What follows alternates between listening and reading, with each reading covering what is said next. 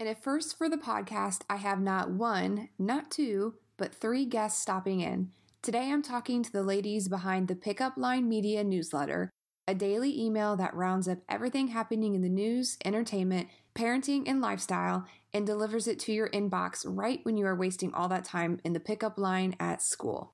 Beth Kneebone, Patty Smith, and Heather McBride have a lot of parenting knowledge to share between them, and we touch on so many topics in this episode.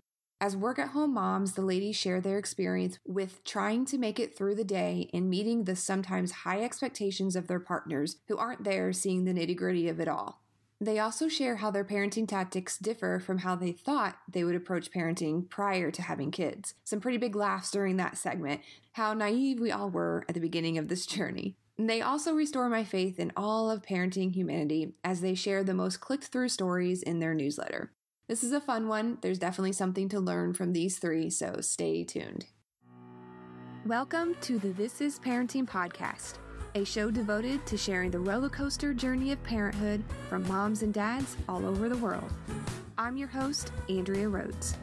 Information and show notes about today's episode can be found at thisisparentingpodcast.com. Let's get started. All right. Thank you. Hey, Pickup Line Media is here joining me today on the podcast. Thank you. All three of you are here today. I'm so excited to chat with you. So this is going to be a first for the podcast for all the listeners out here. I've got three ladies on the phones and we're talking about parenting. And these are some pals of mine that go way back. We've known each other for a little bit now in the online space. So I'm going to have each of them introduce themselves since there are three of you here today. Introduce yourself, say a little bit about you and your family, where you're from, what you're into, and then we'll kind of jump into the conversation. So Patty, why don't you lead us off? Great. Thanks so much for having us. First off, we're excited to be here. I am Patty Smith Barrett. I am one of the co-founders of the Pickup Line Media, and I'm a former journalist. I have three children who are, oh my God, that's hysterical. I just had three children. I have four children. Okay, and that actually sums me up in like a nutshell right there. I have a great husband. I had three children, and then at the age of 42, I had another baby when the closest in age was 6 years older. So he is like really the epicenter of our family. But in this moment and in this space, I was thinking I only had my 14-year-old, 12-year-old, and almost 11-year-old, and then Hugh, who turned 5 last week. So that's me, and maybe Beth, you can go from there. So I have one child. Oh no, that's right. I have two. I am Beth Kneebone. I am one of the co-founders of the Pickup Line. My past life, I was in the magazine world for many, many years. And now I live in New Jersey with my two girls. One is in 9th grade and one is in 6th grade. Okay, so I am Heather McBride. I am not a co-founder of the Pickup Line. I was just a friend. And then when the husbands were falling down on the job as a proofreader, Beth and Patty asked me to kind of take a peek right before publishing time. And one thing led to another. I have 3+1 children. And I have also a background in news. Actually, my first job out of college, a couple of years in, I was sitting about, Patty, would it be 2.5 feet away from each other? 2.5 feet away. Yep, probably. Yeah, so we were right next to each other in our 20s. Patty was either looking for reporting jobs online or get wedding dresses online. That's right. That's true. Both I was totally jealous that she was getting engaged because I thought Scott was never going to propose. And yet here we are 10 kids later, all of us. All right. That's great. So for the listeners out there who may not be familiar with the Pickup Line Media, Patty or Beth or Heather, why don't you kind of sum up what you guys do? Beth? Okay. So we are a newsletter that targets moms while they're on the pickup line. So we summarize hard news and light news and wrap it up in a nice, easy to read package that's delivered at 2:10 every day.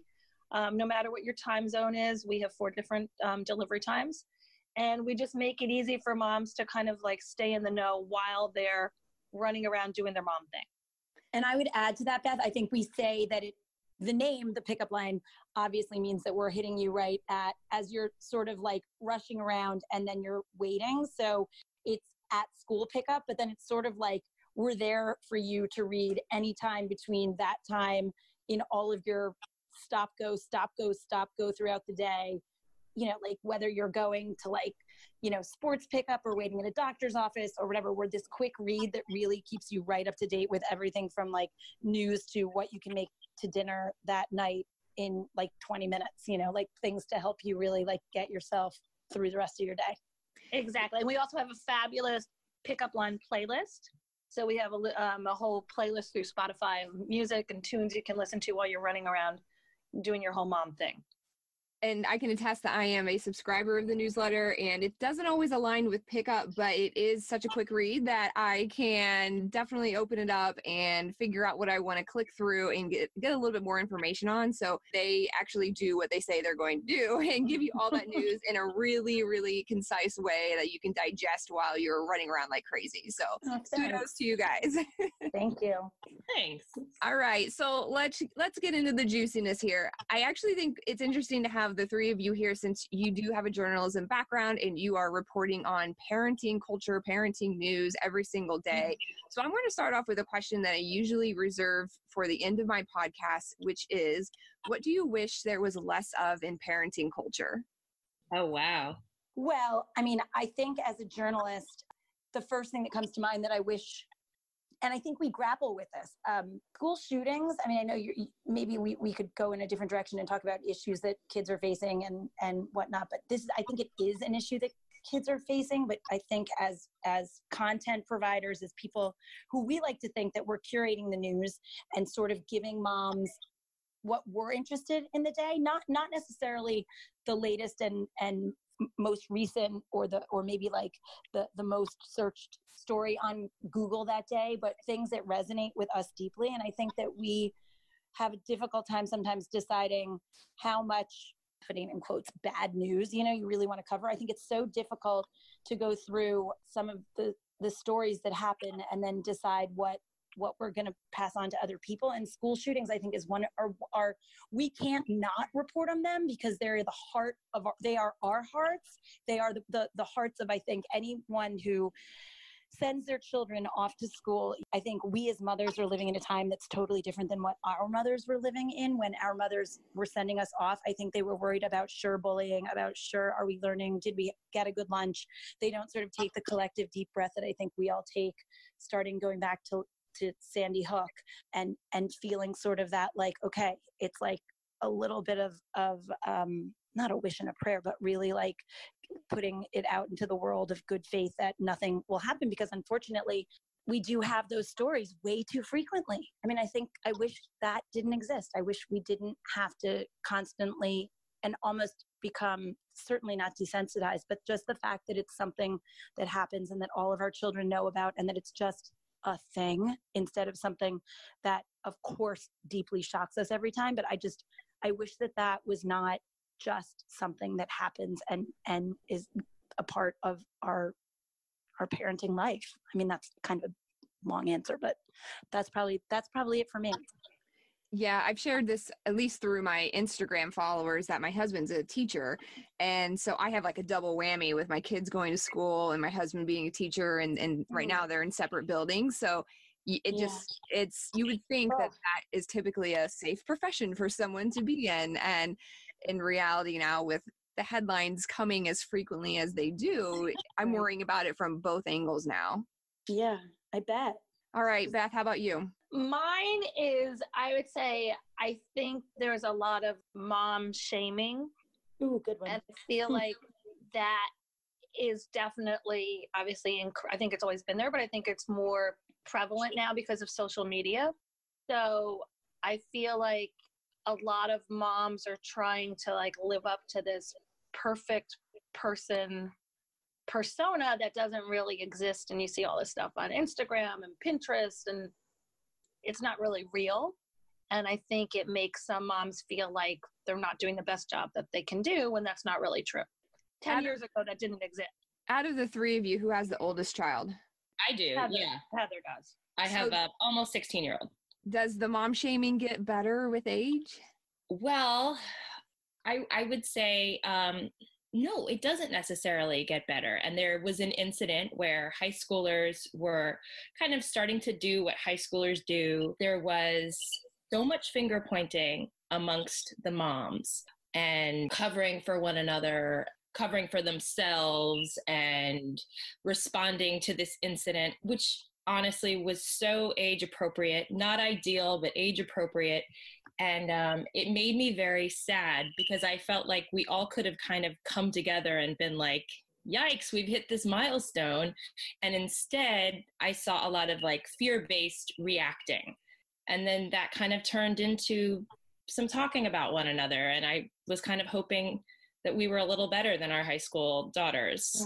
But it's true. It is true because you see sometimes when you're in that situation, the moms become just as bad as the kids do. Like, It's kind of crazy. So it's like, look, I get it. Like, everyone has the whole like mama bear thing and you want to defend your kid.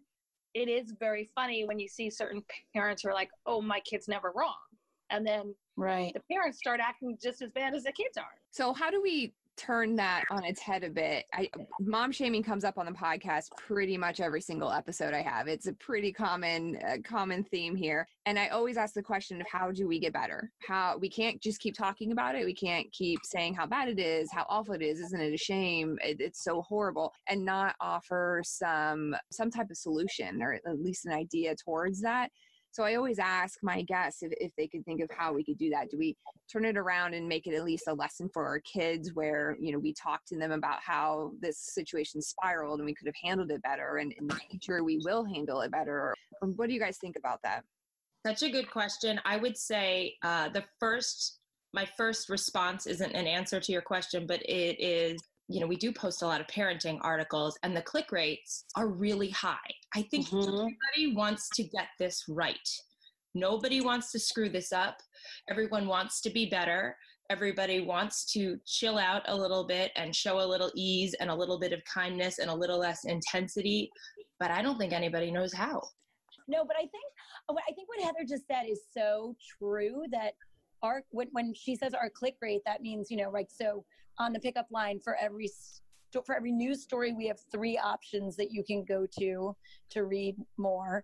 And then in the parenting sections and the other lighter sections, we have one link that takes you to, like a more substantial article on whatever the subject was. And I think those articles, we can see, right, the click rate of who reads what, who reads just what we write and who wants more. And so people dive deeper into all of those categories that Heather just kind of rattled off, like being kind, like those are small little points that are all sort of underneath the header of your question. How do we better, like self-help, and like, how do we do all these things that can fix the way we act and the way we feel about ourselves, because those things are so tied so closely together. But those are, I think, things that we definitely see that people are seeking. It's interesting you say that, because I feel anecdotally, at least among my peers, and my kids are 7 and 4. And so we're still at the younger stage of all of this.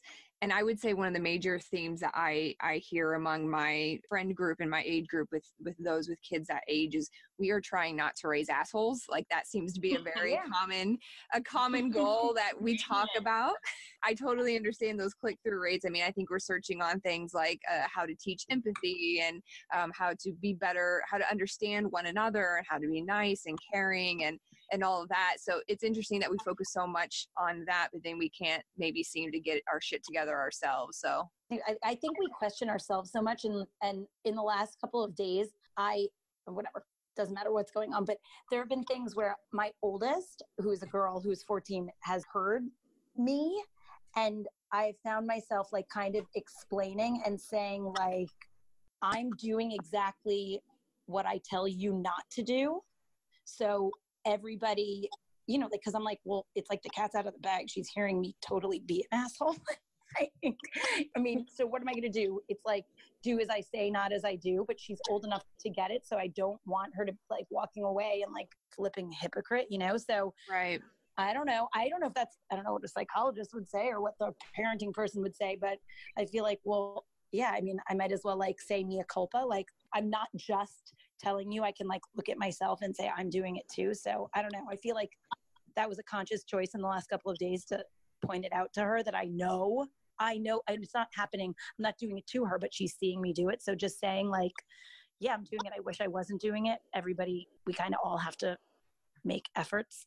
So this is another big hitter. What do you and your partner disagree about when it comes to parenting? I mean, I feel like in terms of my husband, he thinks I am way too lax and I'm not hard enough on the kids and I let them get away with everything. He gets like a little uptight and he doesn't get it because he's not here all day with the kids. So I just think, sometimes you have to let them be kids. And I'm not saying like I let my kids be on, their computers and everything all day or their phones, but he comes home and like even tonight he came home and Emma was on her iPad and he's like, have you been on that all day? And blah, blah, blah. I'm like, you're not even here. Like, you don't know. So I think it's a little frustrating. And I think, while we work, the three of us work from home. So we're not your typical stay-at-home mom because we're working from home. But I think it's very hard for any caregiver or parent who's home all day and then someone walks in and starts like saying like, no, you should be doing this when you're not here all day and you don't know the ins and outs of what the kids have been doing. I think that's a little frustrating. So how do you communicate that to where your husband maybe can see your perspective and understand where you're coming from a little bit? Well, without, getting into using expletives and stuff. I mean, it's like, I don't know that. I mean, how clean is this podcast? Because it's explicit. Go for it. Yeah. I get mad and I, tell him to see a way to mind his own business and do what he does best. By the way, Beth, having parented with you for several weeks over several summers without our husbands, I think you are not a pushover. I think you are kind of a hard ass. Yeah, like that's why it annoys me so much because I'm like, I'm not like some like it's not like anything goes, but it's just like I feel like, he comes home and he's stressed out from whatever his day, and then he's like, here's what we need to do. The kids need to blah blah blah. I'm like, are you freaking kidding me? Like, this is my job.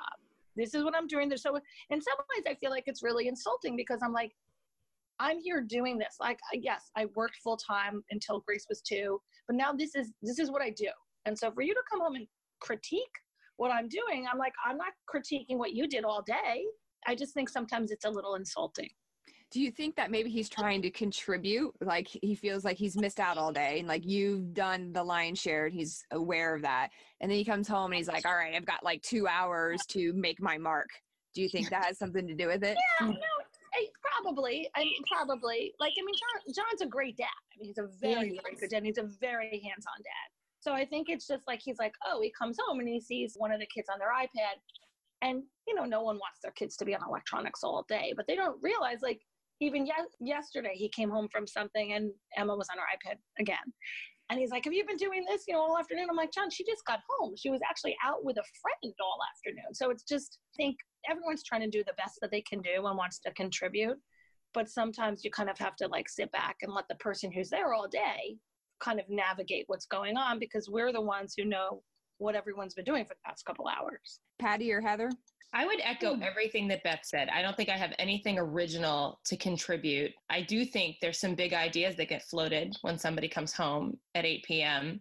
that aren't all that feasible, or maybe they are if you take every day with like a ton of energy and you're just ready to go get them, but routine sets in. And I think it's hard for them to see that, that we have to pace ourselves. You can't be, reciting poetry at 7 p.m. for them. Not that they would even sit for that, but there's not a lot left at that time of day. No, that's the other thing.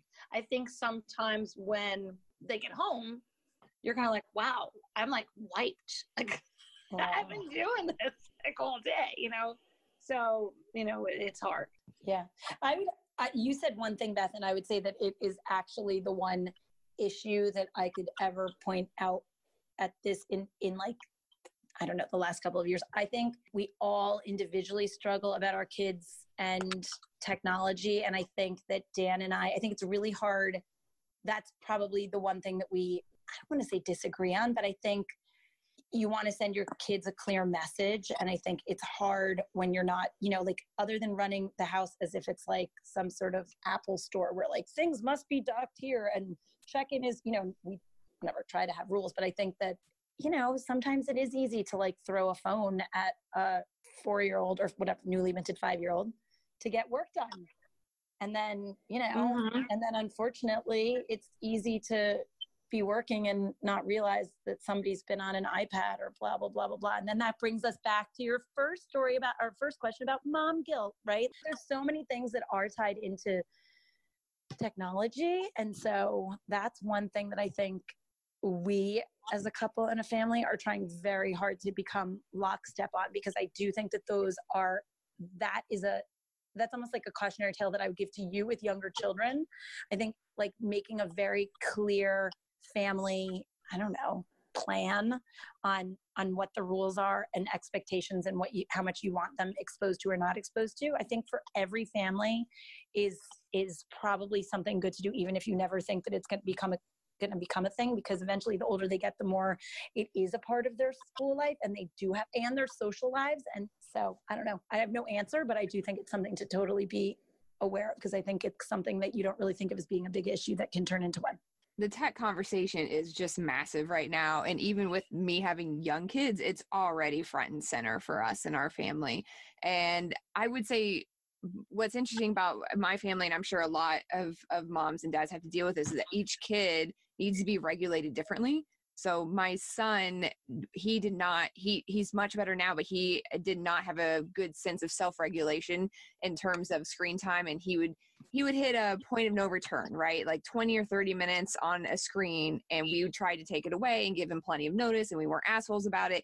And he would have a meltdown, just complete epic meltdown. And we'd have to take it away for a week at a time.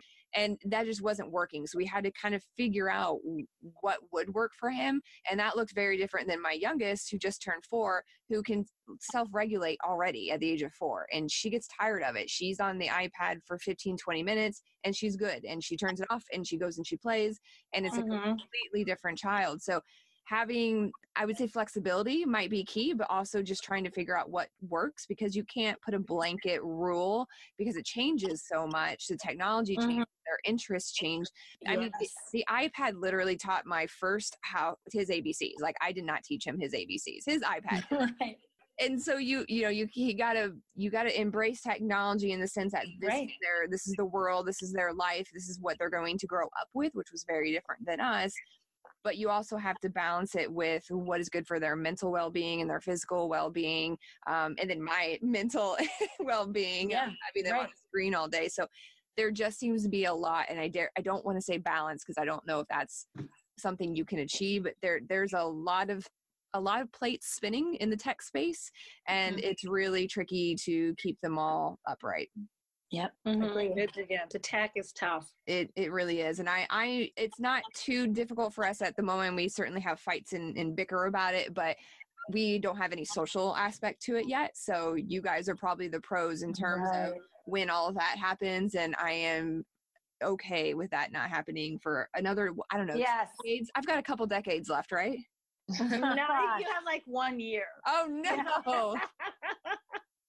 Nah, you've got like 3 years. You've got a little ways to go before the pleading for the eye touch or whatever starts. Maybe I can get all of the moms in his class to pool together and hold strong and like wait until they're in high school. There is a platform out there that I was the PTO president at Emma, my 6th grader school last year when she was in 5th grade. And there is a platform out there it's called, I think, Wait Till 8. Yeah. Or Wait Till 8. That's what it's called. And my sister-in-law she's a pediatrician, and she's a big supporter of it. And it's supposedly like you make a pledge where you wait till 8th grade. And if you all make the pledge that no one gets a phone until 8th grade, then no one's going to be left out and whatever. And our principal, who's awesome at our 4th and 5th grade school, really supported it. And, I agree with her. And it's easy. The problem is it's easier said than done. It's such a great thing on paper, right? But you're never going to get everyone. And the sad thing is, when we were talking about it, and again, our school system here in Chatham goes K through 3, and then 4th and 5th grade, and then the middle school and the high school. So when we were talking about it at the 4th and 5th grade level, we're like, the sad thing is it's too late. They've already got their phones. You really need to make that pledge in the K through 3 school, where Right. it's like, okay, we're all going to wait. And it's sad you have to do that at such a young age, but if everyone would just agree, then no one would be left out, and everyone would get, like, we're not getting a phone until we're in 8th grade, and we're not getting Instagram, and we're not getting all these other, because it is, I mean, I do see my kids both got Instagram at the end of 5th grade when they went on their 5th grade field trip to Philadelphia. And once you get, and I still think it's too young. I'm not saying I kind of feel like maybe in some ways I was bamboozled into giving it to them. Once you open up that can of worms, it's there, and they're seeing everything, and they're posting, and especially with girls, it gets a little out of control. Yeah, I'm not looking forward to that. I think I'm going to stick flip phones with my Bring kids. back the flip phone. It's like retro. It's such a hard balance, because I hear you say that, and like one part of me is like screaming yes with you, and no smartphone until they're 20, and then the other Right. side of me is like, but what are they? I'm not saying FOMO in terms of like the social aspect. I'm saying what experiences are they missing out on, or what interests are they not able to explore, the creative side of them. Is there a side of technology that helps them flourish that they might be missing? No, definitely. And honestly, you'll see like teachers in school will tell them, oh, get this app, get that. The difference is like, once you get them the iTouch, they're already in the world of social media if they choose to, if you choose to let them have those apps. It's not really the phone that's bad. It's more like the iTouch. Now, the difference with the iTouch and the phone, obviously, is the iTouch, you can only use it if you have Wi-Fi access. The phone you can use wherever. It's not like everyone's like, the phone's so bad. No, it's really not so bad. It's anything that gives them access to this world, and it's really hard because so much of it is so good. Yeah. You've got your flashcards on there. You've got, in my 6th grader school, they're on, everything they do in their classroom is on their iPad. So we can't take away her iPad. She needs it for everything she does in school. So it's kind of like, it's a double-edged sword because it's such so a good. double-edged sword. Well, it's like the way my kids are in touch with cousins that they would never be in touch with all the time. Exactly. But they can FaceTime them, and it's like the time that they spend together that's so precious in the summer continues throughout the year because they do have FaceTime, so I don't know. That's like the positive, right? Double-edged sword for sure. All right. Well, let's talk a little bit about what has surprised you about how you parent. Is there something that kind of came out in you as a parent that surprised you in how you approach your kids? These are good questions. It's like there's no canned answer. A week before my first daughter was born, a relative gave me Dr. Ferber's book on sleep training. And I'm reading this book. I'm like, this is brilliant. I can't wait. What is the matter with people? Why can't they train their baby to sleep? It's all spelled out here. And then I remember I was working, and I didn't, I planned to go back to work, and I was like, well, I guess I'll nurse. Everyone says you should, fine. I don't want to, rock the boat. And then she was born, and I didn't burn Dr. Ferber's book. And I get that it works for a lot of people, but she was in our bed. I breastfed till 18 months and longer with some of my other kids. I just thought I would be really, really tough. Exactly. And she, starting with her and then her younger sister and then the 2 boys, I'm very lenient. But it's funny, in a lot of ways I matched my mom's parenting style. I think she's not as overt about how easygoing she is. She's a little more reserved than I am, but I noticed that our parenting styles are very, very similar.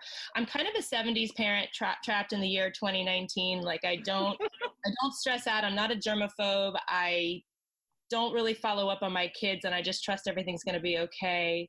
So I do feel like a little bit of a misfit, but I didn't expect to start out that way as a parent at all. I thought I would actually be on the ball. But what's interesting is in terms of like results, none of my kids have been arrested yet. So far everything's kind of okay. Yeah, I mean, they're all working out fine, so that's good. I don't know. I mean, I think that having known you, Heather, I think that is, I was not in your head when you were given Dr. Ferber's book or, around when you were planning to be very strict, but that does sound like, I think I hear you talk about your own parenting and I'm like, gosh darn it, why can't I be like that?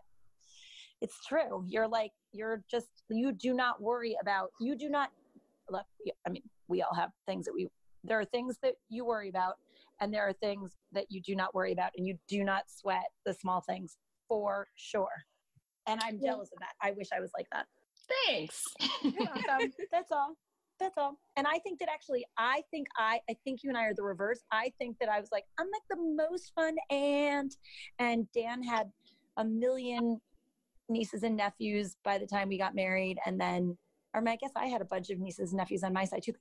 Our kids have tons of cousins and they are the youngest on both sides. And so I think we thought we were like the most fun aunt and uncle and we were going to be like all breezy and like just as fun and beloved by our children as we were by our nieces and nephews. And I think that I'm like the opposite of Heather. I think I thought I was going to be easy breezy and I hear things that come out of my mouth and I'm like, oh my God, it's my mom. I find that shocking. Like, I don't understand why I care about things that I care about. I'm staring right now at my desk that has lots of things on my desk that are not mine, like glasses of things and chip bags and things like that, which really are just signs that they're like cute little kids in my house. But I'm like, oh, I'm going to make them come down here and pick it up. Like that. I did that before the call. I know that. I wish, like, what the heck is my problem? And since this is expletive accepting podcast, like, what the F is my problem, right? Like, why do I care? So that's shocking. And I'm like, you have to learn. You have to learn. You can't leave this out. Yeah, exactly. But like, I was the biggest pig derelict, maybe not as a child, but like certainly before my children were born, I was no one to be calling anyone out on anything. So anyway, so that's Beth, what do you have to say about yourself? I don't know. One thing I will say to you is I actually do think you're more laid back than you think you are. And I think that's actually really good. Like, I feel like anyone who can go on vacation with, when Hugh was like 1 and you're like, it doesn't matter. He has no nap time. Out, doing whatever, nothing. Like, it's just like, he's kind of like, oh, I mean, maybe that's why you forgot that he's part of the family. But I mean, he just kind of was like, I do respect so much the fact that you're never like, oh, the baby has to nap. But it's like, no, he just comes and he sleeps wherever. So I think you got to give yourself a little more credit than that because you are much more laid back than you think you are. Or is that selfish because it was like cutting into, whatever, maybe. Well, cut into happy hour or whatever. Yeah, but, that's going to say. You can look at it however you want to look at it. Messed up priorities. What about you? What would you say? Do you have anything that you would say? I don't. I don't really even know how to answer that question. Honestly, like, I feel like parenting is such a thing that evolves. So I don't think I ever really thought about how I would, like, I was 35 when I had Grace. So I never really, I was like a later parent with my first kid. So I never really thought about like what it would be like, or I don't know. I kind of just, I had a lot of time to myself before I had my children. So I kind of feel like my kids just fit into my life and they were pretty easy kids, which was great. I can't say I'm surprised by anything I do. Like, I kind of think everything I do is pretty much in character with who I am. I try to be, a combination of being tough, but also kind of understanding and strict. I have girls, so I know girls because I am a girl. I don't know. I don't really have a good answer for this. And I'm sorry that I have no good answer, but. That's a good answer. Even a non-answer is a good answer. All right, let's finish this episode up on a high point. Why don't you guys tell me what is the best thing about parenting right at this moment? Okay, so I think, so this is Beth again. I have Emma's 12 and Grace is 15. And, I always thought like, oh my God, when my kids aren't little, what am I going to do? What am I going to do? I love those days. They're so cute. And, you can relate to this, Andrea, because you have little kids, but it's really cool when your kids get older because the relationship takes on a different role. and you get to know them so much more as people. And it's still fun. Like it's so unbelievable to me as they get older that like, I'm still loving it. Like, I just love, and don't get me wrong, they're girls, they're nuts. Like they're 12 and 15, they fight constantly. They're mean. They can be mean to each other, whatever it's life. Like they're overall, they're really good kids. And it's nice when you can kind of do more adult things with them and enjoy them and see how they're developing as teenagers and young women. And like kind of, you picture them more as people, like they're always people, but like as they get older, it's just very cool to see who they are and the people that you've hopefully helped them become. I do, everyone says it gets better. And I always laughed at that because I'm like, really? Like, how much better can it get when you have like a 2-year-old who's so super cute? But it does, it like truly does. Patty, how about you? I would say, I have always too much to say. I think the best part right now for me continues to be what it's been since the mythological, sometimes forgotten 4th was born. We have a 10-year gap. We have 4 children and a 10-year gap, and the older 3 are, significantly older. So having 14-and-a-half-year-old and a just 5-year-old and everything in between, I'm growing in gratitude for each age for that they each are, because I now know, and I have the wisdom of like kind of what Beth was saying. I see my older ones getting older, and I see my 14-year-old, like, it's going to high school next year, and all kind of the way she is developing as a person. And I can then turn around and stare at this little person who's still in the 4s at preschool, and I can see how quickly it really goes. It's not just those words that some older woman in the grocery store says to me, and I'm like, okay, seriously, really? Oh, I'm sure it goes fast. I'm in the weeds. I actually know it goes fast, and I am happy, amazed, and blessed to be watching the older ones get older, but also able to like look at the little one and appreciate how quickly time really does go. So I just love kind of like the fun house mirror effect that we have in our family, like being able to appreciate both sides because I have each side of the spectrum. Yeah, that's a really nice little bonus for having that age gap. And I've heard other families with a similar age gap with their kids say the same thing, that they've enjoyed watching their older kids interact with their younger, and they just generally have a better appreciation for parent life because they know what's coming and they know what's going, and they can kind of embrace it a little bit more as it's happening. Yep, I think so. Heather, how about you? Very similar to what Patty and Beth said. I would say I'm in a very unique time right now where, say I come home, my 16-year-old, almost 16-year-old, might be watching The Office or Keeping Up with the Kardashians. Like, she can get mature humor right now. So if something happens, she and I might lock eyes and have a little quiet laugh about something. But at the same time, I have an 8-year-old, our youngest, who still believes in a lot of mythical figures, and I love watching the older kids be able to perpetuate that for him and his belief and help create the magic for him. And I know that it's so close to being over. They're all going to be big kids really soon. So I just love just the range that we have right now, where I feel like I've got 2 of them who are like one of us, and then 2 who are one of them, 2 of them, and that's going to pass. So I do like it now. Man, you guys are almost making me want to have another kid. Almost. It's not quite, that wasn't quite enough, but damn, you were close. Well, that would be some kind of miracle. So you have to really figure out how that happened. All right. Well, why don't you tell my listeners where they can find the Pickup Line, how they can subscribe to your newsletter, and where they can find you online to follow you. All right. So to subscribe to the Pickup Line, text Pickup Line, that's PICKUPLINE, one word, to the number 22828. That easy. Just text the number and you'll get subscribed. That's awesome. And you guys come out every single day around 2:00, right? Yes. And we do have a great website too. It's just www.thepickupline.net. So there's a lot of good parenting resources on there as well. And you guys are on Instagram too. What's your Instagram handle? It's the Pickup Line Media is where we are at the Pickup Line Media. All right. Well, thank you guys so much for coming on today. This was an awesome chat. Thank you, Andrea. It's always so Oh my great gosh. to talk to you. This Thank was you so fun. much. Thank you to the ladies of the Pickup Line for stopping by. If you want to subscribe to their daily newsletter, just text Pickup Line, all one word, to the number 22828. Or stop by their website, which I've linked in the show notes, and you can find those at thisisparentingpodcast.com. And as always, you would be making such a huge difference for the show by leaving a rating and review. I am not above bribery, people, so name your price. I'm just kidding, sort of. Until next time, parents.